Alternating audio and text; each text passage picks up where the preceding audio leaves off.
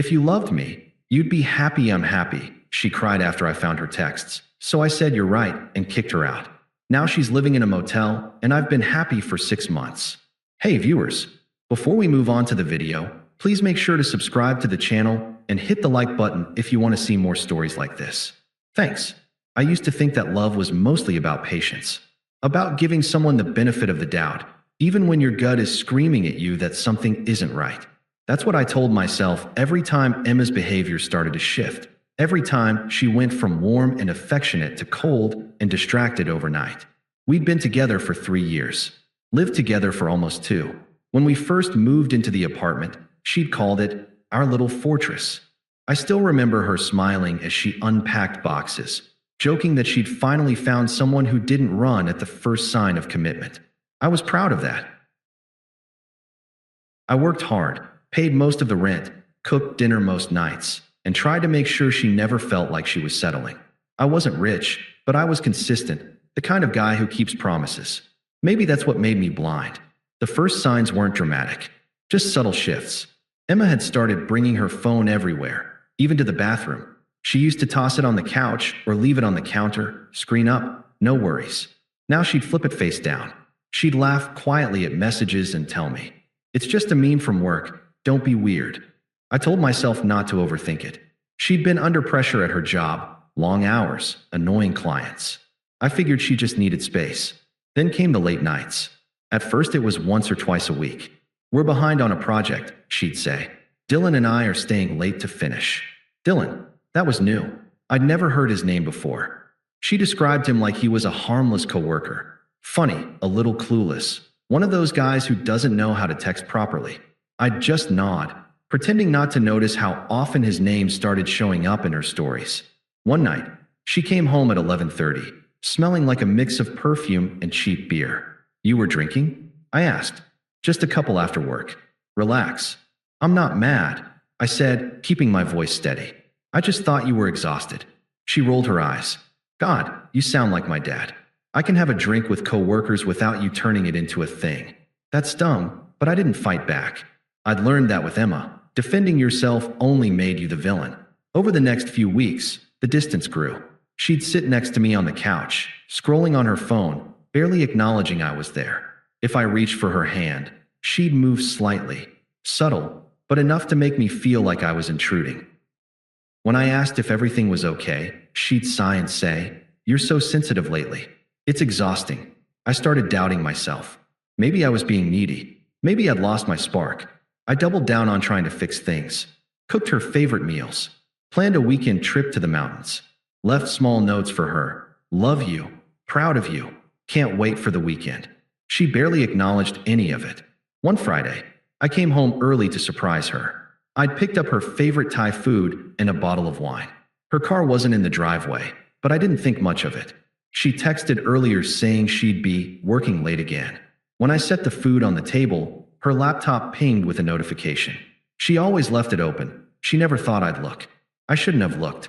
I know that. But something in me, that quiet, desperate voice that had been whispering for weeks, told me to check. There it was. Her messages. Not emails. Not work threads. Texts synced to her laptop. The last one read, "Dylan, wish you were here. Still thinking about last night." "Emma, me too. I can't stop smiling. He's clueless." I scrolled. There were dozens. Inside jokes, flirty messages, long strings of hearts and emojis. And then one that hit like a punch to the chest. "Emma, I'll tell him soon. He's too good for me anyway." For a while, I just stared at the screen. My heart didn't even race. It was like my body refused to process it. When I finally heard her key in the door, I closed the laptop and sat there at the table, staring at the untouched dinner. "Hey," she said, walking in, hanging her purse. "Why is it so quiet in here?" I didn't answer. She looked at the table. "Ooh, Thai food. What's the occasion?" I looked up at her and said, calmly, "Who's Dylan, really?" She froze. For half a second, her face went blank, pure panic. Then she laughed. "Are you serious right now?" I read the messages. I said, "All of them." The room went dead silent.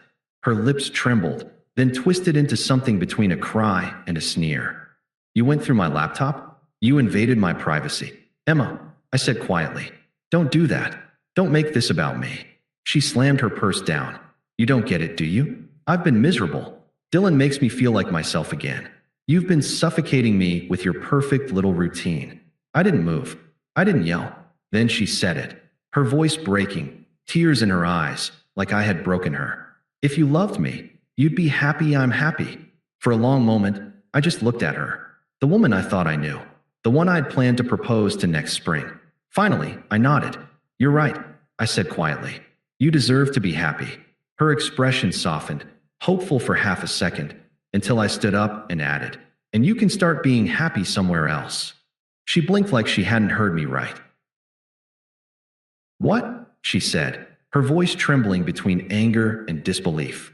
I said you can start being happy somewhere else. The words landed slowly, like she had to decode them.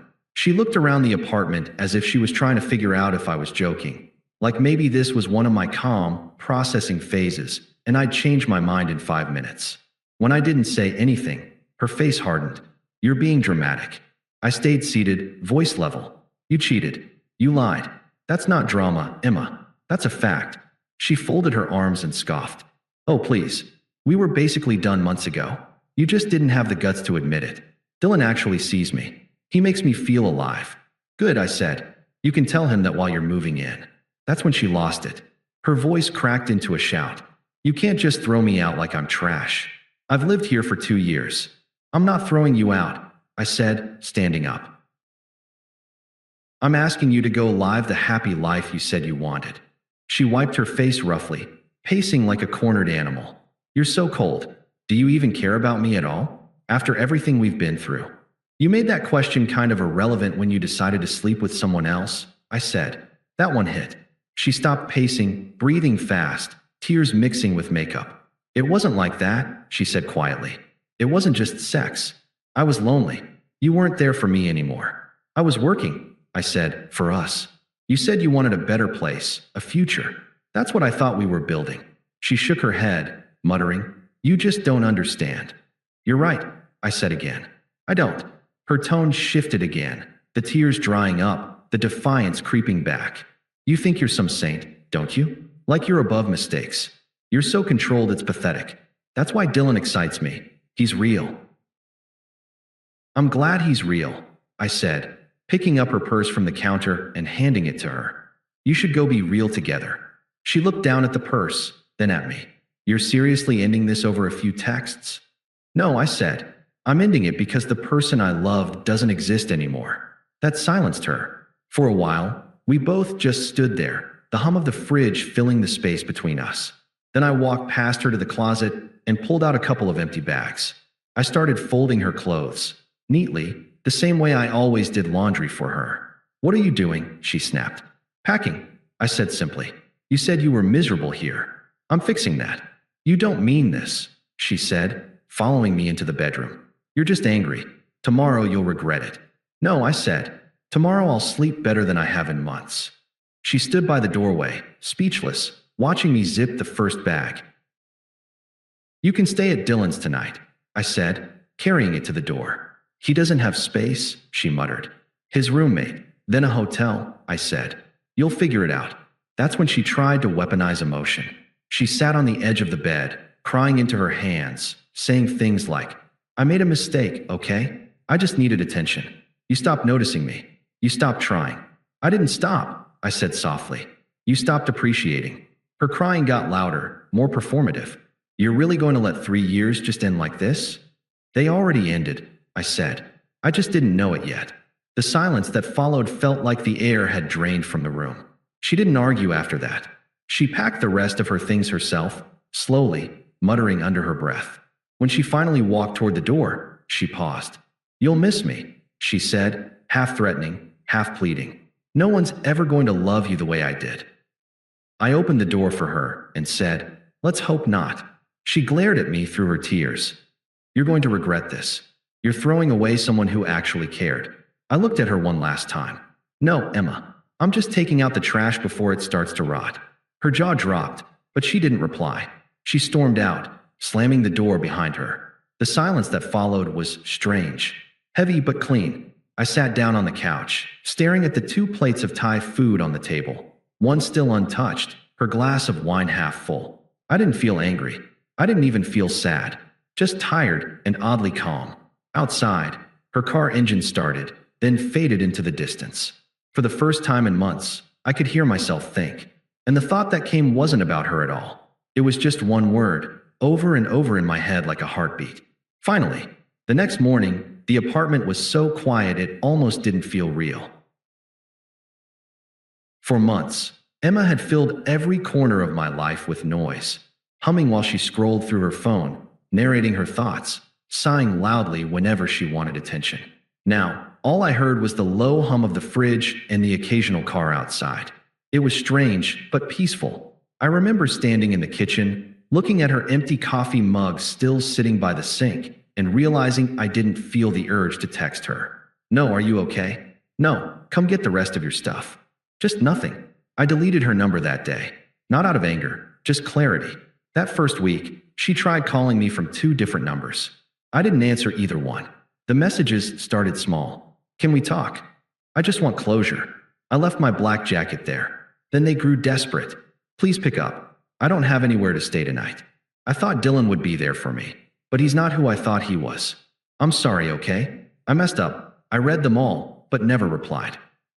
I had nothing left to say to someone who only realized my worth once it was gone. By the second week, I noticed something I hadn't in a long time. I was sleeping through the night. No tossing, no lying awake wondering if she was mad at me or talking to someone else. Just deep, uninterrupted rest. My coworkers noticed too. I started showing up early, staying late by choice, cracking jokes again. My boss asked if I'd finally stopped walking around like someone stole my dog. I told him I had. One Friday night, I got home from work and saw the envelope, her handwriting on the front. She must have dropped it off herself. Inside was a long letter. Pages of emotional gymnastics, apologies that sounded rehearsed, mixed with blame. She wrote about how Dylan had used her, how she'd been confused, how she just wanted to feel loved again. The final line read, "I hope you can find it in your heart to remember what we had. Please call me." I didn't even finish reading it. I folded it back into the envelope, placed it in the trash, and took it outside that same night. It felt symbolic, letting her words go with the rest of the garbage. After that, she stopped trying for a while. Weeks passed. I replaced the photos on the wall, sold the couch she picked out, and rearranged the living room. Every change felt like reclaiming territory. I even started cooking again. Actual meals, not takeout, not frozen food. Just me, some music, and silence that didn't ache anymore. It wasn't about moving on yet. It was just about moving. About a month later, I ran into one of her friends at the grocery store, Sarah. She looked uncomfortable the second she saw me. We made small talk until she sighed and said, "Emma's not doing great." I just nodded. Sarah kept talking, maybe hoping for a reaction. "She's been staying in this cheap motel near the highway. Dylan bailed. She's kinda lost, honestly." I said, "That's unfortunate," and walked away. Because the truth was, I wasn't cold. I just didn't feel responsible anymore. For years, I'd carried the weight of her moods, her insecurities, her endless need for validation. She'd said I made her feel small, but really, I just refused to shrink myself anymore. And once you stop shrinking for someone, they can't fit back into your life. 6 months later, I barely recognized the person I used to be. I'd gotten a promotion, started hitting the gym again, made plans with friends I hadn't seen in ages. My life didn't revolve around checking her texts or second-guessing myself. Then, one afternoon, she called again. This time, I picked up, not out of curiosity, but closure. Her voice was soft, worn down. "Hey, it's me." "I know," I said. A pause. "I just wanted to say I'm sorry. For everything. I was stupid. I ruined something good." I didn't interrupt her. She kept talking. "I thought I was doing what made me happy, but I just ended up alone. I don't even know who I am anymore." When she went quiet, I said, "You wanted to be happy, Emma. I hope you find that. But I'm not your road back." Her voice cracked. "So that's it. After everything." "That's it," I said. "You told me if I loved you, I'd be happy that you're happy. I took that advice. I've been happy ever since." There was silence. Then she whispered, "You really don't care anymore, do you?" "I cared," I said. "You just killed it." She hung up first, and I sat there for a minute, staring out the window at the sunset, realizing something simple. Closure isn't something they give you. It's what you decide to stop chasing. I deleted her number again, blocked it, and finally, exhaled. For a while, things were quiet after that last call. I thought she'd finally accepted that I was done. But people like Emma don't let go, not because they love you, but because they hate losing control. The first sign came 3 weeks later. A message from an unknown number. Hey, just wanted to check in. I heard your mom wasn't doing well last year. Is she okay? I ignored it. Then another. I miss talking to you. I miss us. I still dream about you. I didn't reply. That same week, I got a message from Sarah again, her tone way too casual. Hey, so random, but Emma's thinking of moving back into town. She said she's hoping you guys can clear the air. You know, get closure. Closure. That word again. Like I hadn't closed every door, window, and vent she could crawl through. I responded, tell her there's nothing left to clear. Sarah read it, but didn't reply. A few days later, I saw Emma. I was at a cafe with some coworkers, celebrating a big project wrap-up. I was laughing, genuinely laughing, for the first time in years. That's when I noticed her standing at the counter, holding a paper cup, staring right at me. She looked smaller. Hair tied back in a messy bun, dark circles under her eyes, wearing an oversized hoodie that clearly wasn't hers. I pretended not to see her, but when I went to leave, she was waiting by the door. Liam, she said, her voice cracking like she hadn't used it in days. I stopped. Not for her, just out of reflex. I've been meaning to talk to you, she started. I'm getting help, I swear. Therapy, everything. I know I hurt you, but I've changed. I raised an eyebrow. Changed. She nodded quickly. Yeah, I've realized what I lost. You were the only person who really loved me. I was just lost. I said nothing. Just watched her try to piece together a version of herself that didn't exist anymore. She took a shaky breath. Can we start over? Please? I don't expect things to go back, but maybe we can just talk? No, I said simply. Her lips parted like she didn't hear me right. No, I meant what I said last time. I hope you find happiness, but I'm not part of that equation anymore. Her voice got sharper. So that's it. You just walk away like I'm nothing. You made that decision for me, I said. I just followed through. For a second, she looked like she wanted to scream. But instead, she laughed, bitter, shaky. You're so cold now. I don't even recognize you. That's because you're looking for the man who tolerated everything, I said. He's gone. She blinked, tears forming. You'll regret this. You think you're over me, but you're not. You'll remember what we had. I smiled. I already forgot. I walked past her. She didn't follow. That night, she sent another string of messages, wild swings between begging and rage. Please, Liam, I'll do anything. You don't know what I'm going through. You're heartless. I hope you're miserable. Please, just talk to me. I blocked her again, and that was the last I heard from her directly. But mutual friends started telling stories. How she tried to move in with Dylan again, only for him to throw her out after a week. How she'd lost her job for missing too many shifts. How her parents stopped answering her calls after she pawned something from their house. She was spiraling. Meanwhile, my life was calm, simple, focused. I'd gotten a small house on the edge of town. Nothing fancy, just mine. I started spending weekends hiking, reading, actually enjoying quiet instead of fearing it. I didn't realize how much of my peace I'd given away until I got it back. One night, I was out with friends when Sarah texted again. I think you should know. Emma's not doing great. She's been drinking a lot. Keeps saying she made the biggest mistake of her life. I typed back, she's right about one thing. Then I turned off my phone. Because by then, I finally understood. People like her never regret losing you. They regret losing the version of themselves you made tolerable. 6 months after she left, I got invited to a coworker's wedding. I almost didn't go, but it felt like a milestone. My first big social thing since everything fell apart. The venue was beautiful. Music, laughter, good food. The kind of night that makes you realize life keeps moving whether you're ready or not. I was standing by the bar when I heard her name. Emma. My heart didn't skip. It didn't sink. It didn't do anything. Apparently, she was friends with the bride's cousin. When she walked in, I recognized her immediately, but she looked like a ghost of herself. Pale, tired, clothes hanging off her frame. She was trying to look composed, but her eyes darted around the room until they landed on me.